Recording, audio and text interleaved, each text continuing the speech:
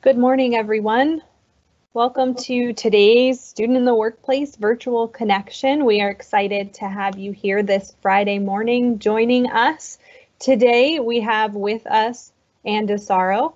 She is the Environmental Education Specialist Supervisor with the Pennsylvania Department of Conservation and Natural Resources. So she's going to tell us a little bit about her job, the organization that she works for. She's going to give us all of that information today. So we're happy that you're here joining us for our conversation. Just a few logistical things before we dive in. We do have the question and answer feature open.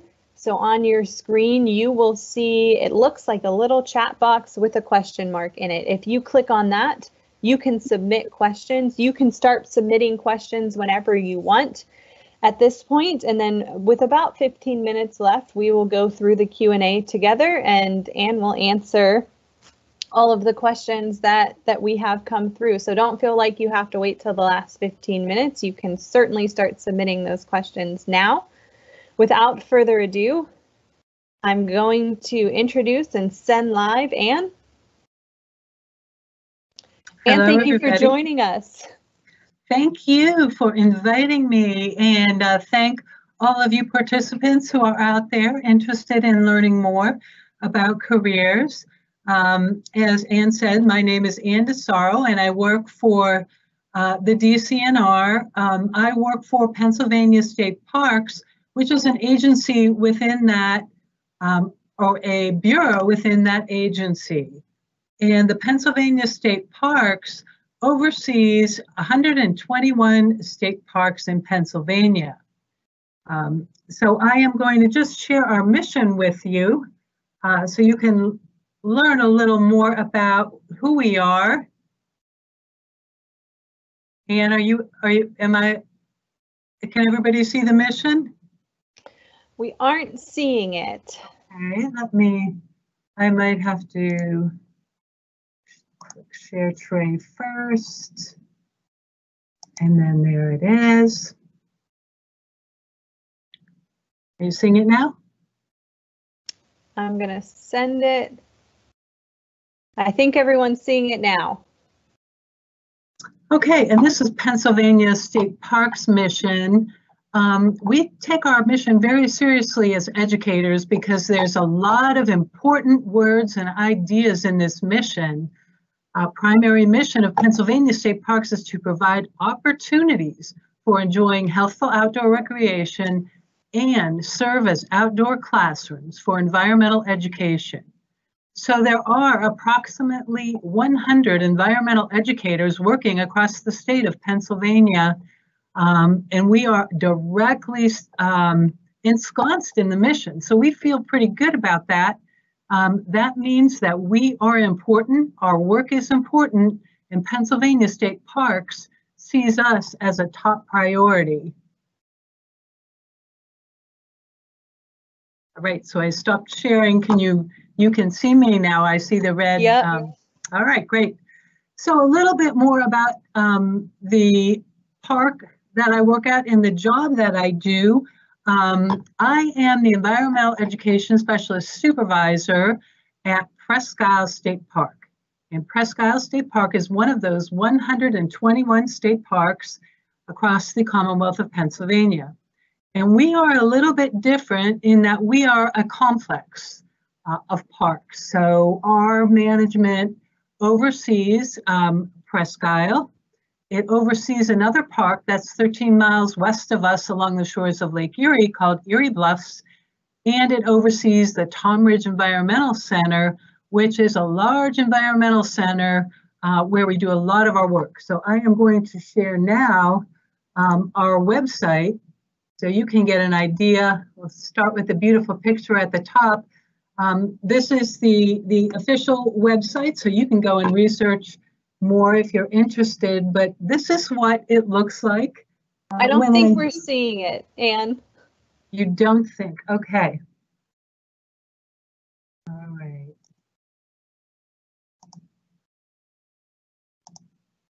Thank you.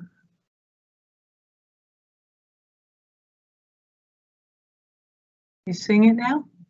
1 second. There we go. All right.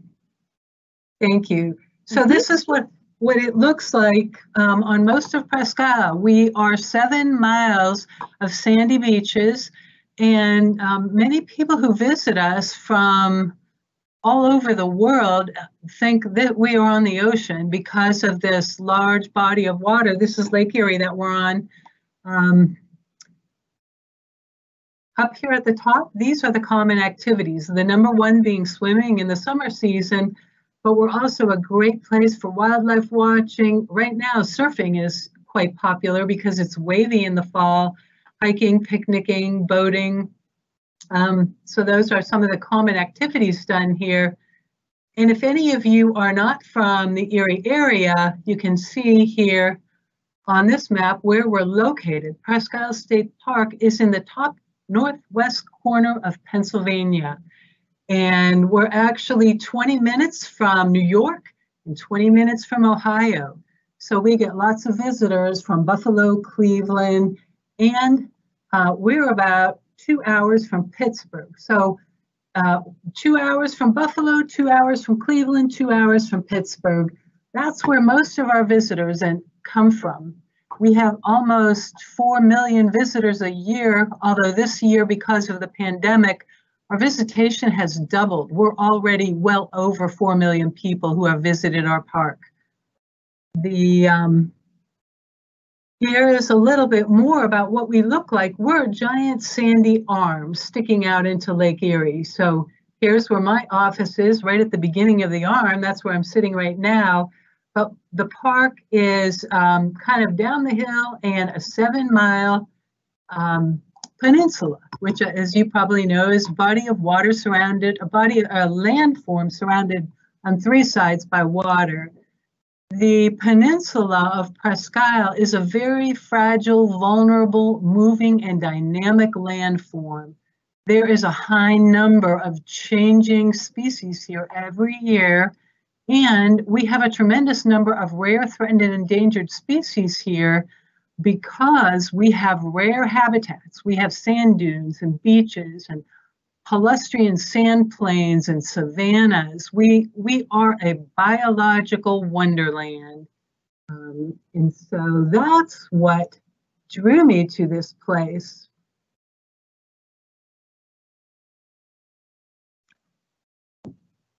So Presque Isle State Park has a team of education staff, and my job is to lead that team.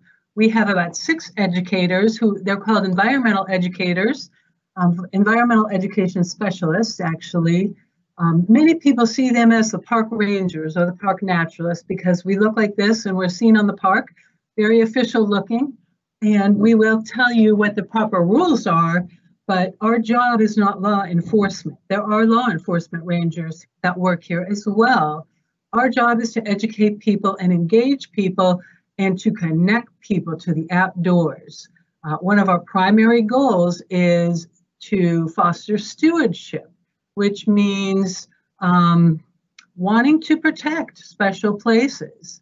And so the reason we do educational programs is to support that.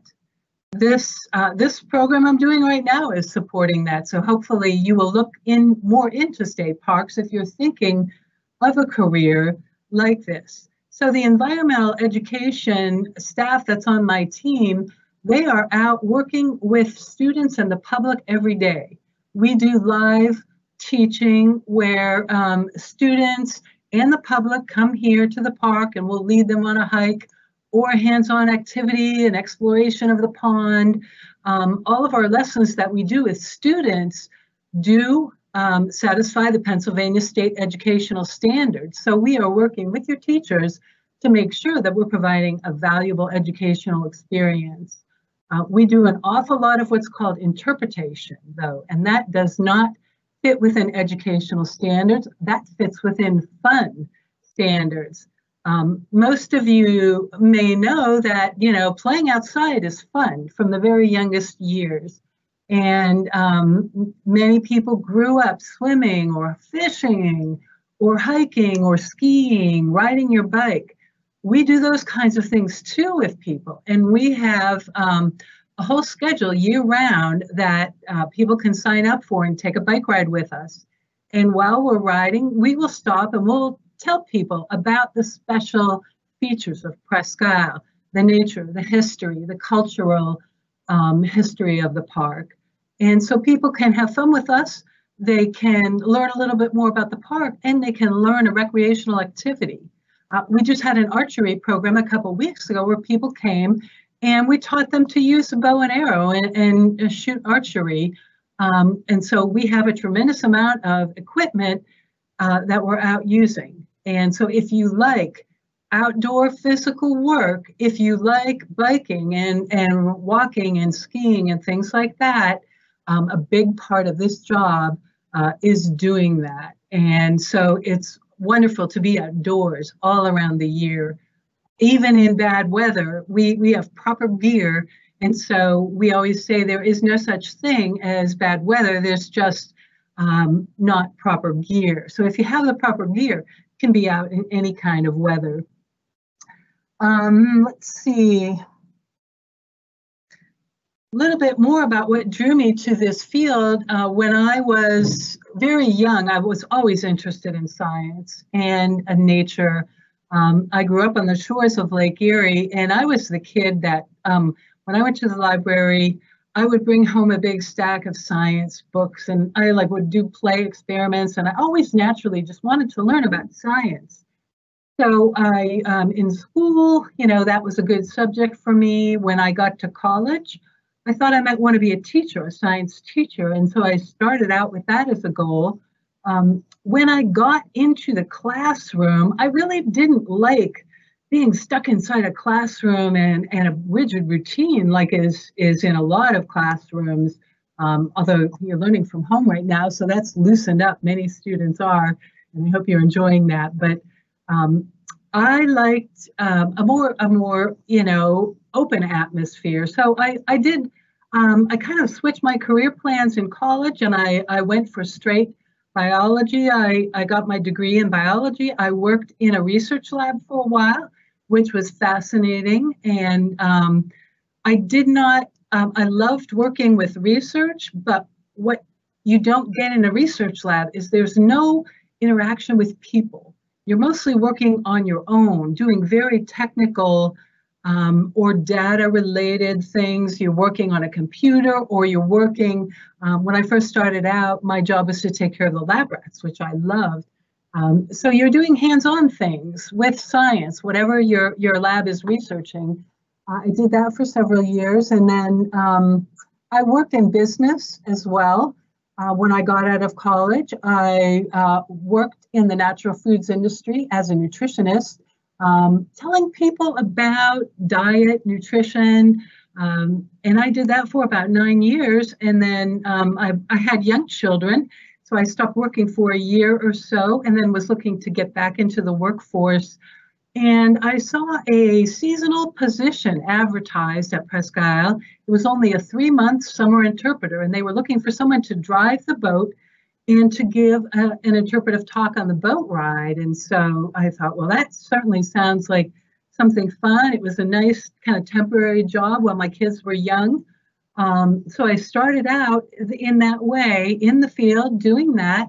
I did day camps and teaching with kids and public programs that I mentioned earlier. Over the years, I loved it so much that I just continued to grow my career. And I've been in a supervising position for probably about 10 or 12 years now, where now I oversee the team and I guide the direction of our education and interpretation, which is not only the in-person programming, but it's also the exhibits that you see in our environmental center. It's the signs you see on Presque Isle that tell people about what kinds of plants and animals live there. It might be the brochures and publications that you pick up on the park. So my team, it does all of that to make sure we're communicating the correct science understanding to the public. Some of my strengths that help me in this job, you have to be a good communicator, obviously. both written communication, and that's a skill that I've noticed is declining. I've been in this field for 26 years now, and that is a skill that is weakening in our students. We have interns every year, and I'm always very happy to find a college student who's a good writer. So if you are a good writer, look into this field, because science writing, interpretive communication is extremely important. If people don't understand the natural world, if people don't understand how science relates to the natural world and to the protection of our natural spaces and our cities, our environment is going to continue to decline. So writing is probably the most powerful skill you can have in this field. Also, verbal communication. You have to be comfortable talking to people. And that is one of the things I love about my job. I have met so many people. I've met the president. I meet prisoners. I meet, everybody in between. People from all over the world. People who come here from Europe. I met 2 men from Germany who rented a Harley in New York City and were driving their Harleys across the U.S. to learn about our country. So we meet so many fascinating people, and it's pure delight. You also have to learn how to appropriately communicate with these people, because when you're communicating, let's say with a governor or a person who maybe is the president of a university, as compared to communicating with preschool children who we work with very frequently. So we need a lot of education skills, and I'm very glad that I had my education training as well to understand how people in different stages of development understand communication and how best to relate to them. I value so much about the difference that my team and I make with people, because we are helping to connect them to the outdoors with proper scientific and environmental information. And if you educate the public into proper environmental understanding and science understanding, the decisions that they make and that they encourage their political representatives to make are going to be beneficial for the future of mankind. So I don't know anything more powerful you can do to protect the earth and protect the environment than to teach people from 3-year-olds on up to 90-year-olds about why the environment is important. I know our time is going on, Anne, so I'm about halfway through my speaking points, but I can stop there and we can deal with questions if you have any. Sure. I appreciate all of the information that you have given us, and we've had a couple of folks, I think, log in a little bit later. So I just want to put the reminder out there where the question box that you're looking for, if you want to submit a question, it looks like a talking box with a question mark in it. But actually, and if you could, looks like you mentioned interns. Can you talk about that program and what the interns do when they work with and for you? Yes, I'd be happy to. Presque Isle in normal times hires a nice team of interns. And obviously, environmental education isn't the only job here. I mentioned law enforcement rangers. I did not mention things like marketing, administration, business. We have people working here in all those fields, as well as management. So I hire generally 2 interns that are college students in the fields related to this job, which is environmental science, environmental education, or any of the natural sciences, biology, chemistry, geology, education, or even history, because we interpret history as well. The students apply, and it is a full-time job all summer long. They start usually in May and they work through August. 40 hours a week. They are paid, I think last year it was $12 an hour, so it's a decent wage. And these students are doing everything that my team does. They're assisting with programming, they're doing field work, they are developing things. They might develop an activity for young children.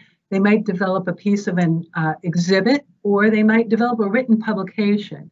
So they're doing bits and pieces of our work to contribute, and we actually use those pieces. We have some guides downstairs in our environmental center where an intern, gosh, probably 8 years ago, developed a key to identifying some of the mounts that we have, mounted animals and waterfowl and birds. So the public could grab this guide and they take it over there and they can identify the animals. And a student from Edinburgh University developed that, and we're still using it 8 years later. So the interns are outdoors a lot. It's physical work many times. They're hiking, they're biking, they're out on the beach leading activities. So those are the interns that work with my team, but there are interns that also work with resource management. Those are more maintenance type jobs where they're out in the field spraying herbicides, cutting, doing very physical landscaping type work. We also have interns that are helping with marketing and community outreach. There is a whole marketing department of one person here, so I shouldn't make it sound large, but she often has 2 interns working for her that help with news releases, media interviews. We are a pretty kind of a busy park in Pennsylvania.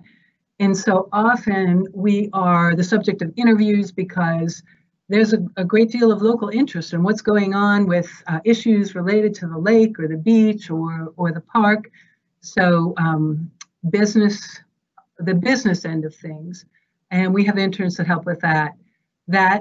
You apply for that right on the DCNR website. Click jobs and you will see summer internships. And normally we interview in January, the application process starts in January of the year with interviewing happening in March and April, and then the intern is hired. So that's for college students only. You must be an enrolled full-time college student to qualify for that position. Thank you. So sort of I think, a nice segue, what are some recommendations you would give to high school students for things they can be doing now if they're interested in working for the parks or even just in environmental science? What should they be doing now since they obviously can't intern yet? Definitely. There's a lot they can do. In fact, Pennsylvania has a program. It's called the Pennsylvania Outdoor Corps, and you can find that on the website as well. The Pennsylvania Outdoor Corps is for high school students that may be interested in this career. It is a job in the summer. You are hired to work in the field doing things like trail construction, and it's regional. So you're on a regional team. You might be working at Presque Isle for 2 weeks. You might be working at Pymatuning for 2 weeks, helping with whatever the park needs help with. We've had kids build an outdoor play space, a nature play space, help with that on Presque Isle. These are high school students, and it's a paid job. And so the Pennsylvania Outdoor Corps, it was formed specifically to help high school students get an understanding of what working in state parks is all about. And those students, in fact, I had a virtual meeting with one of them earlier this year who is trying to apply for an entry-level position as an environmental educator, and she's just finishing up her outdoor corps work. And I told her she's in a very good position because we are actively directed to work with the outdoor corps students to make sure they have everything in place for their career steps. So part of the outdoor corps is education. We do presentations with those students to make sure they can learn about field research and be involved in research in the field, resource management, to be involved in all the different areas that we have to know about: aquatic biology, geology, even engineering. There's a tremendous diversity of skills within state parks as a whole. So that is one way to get involved, and that's a pretty big commitment. Another way to get involved is to come to our events, our programs, and to become a volunteer at any state park you may be near. We have an active volunteer program that's unfortunately not active right now due to our COVID mitigations, but in normal times, we would use volunteers. Now you have to be 18 to work on your own. So you can sign up to be a volunteer with a parent or a scout leader or a career club leader in school. And that group can come out and help us with an event that we're doing, with a program. You can help us do archery with people. We use volunteers to help with things. So if you're a student, as long as you're with your a parent, a guardian, or one of your teachers or club leaders or scout leaders, we can work with you. So those are two ways. Other things is if you have an interest, don't let it fall by the wayside. Fishing is not wasting time. Hiking is not wasting time. It is vital to life and also to understanding the environment. The more you get outside and you enjoy what you enjoy, if you like riding your bike or if you like skiing or snowshoeing in the winter, ice fishing, keep doing it. Because when I hire interns, I ask them, what recreational skills do you have? If you know how to paddle a kayak, you're going to move to the top of the line. So develop your outdoor skills if you want to work in the outdoors. Also, try, if you can, get involved in your clubs in high school where you can do activities in the outdoors. Like often, we work with clubs to give them presentations, to connect them with researchers in the outdoors, to help with research projects. There's a lot of opportunities. If you don't have a club or a group in school, talk to your science teacher about starting one. Awesome. So it sounds like a lot of great opportunities, and I love that you talked about hiking and fishing and kayaking, being not just things we maybe do for recreational fun, but those skills can transfer into a job where you work. And I think that's really important information for our students to hear, that some of these interests you might have in the outdoors can really help and support you as you try and figure out what might come next in working in this field.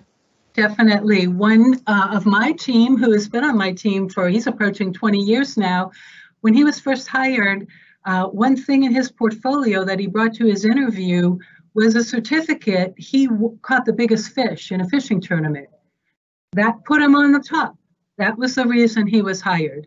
And so something that a lot of times people don't think is so important in the world that I work in, that you don't have to catch the big fish.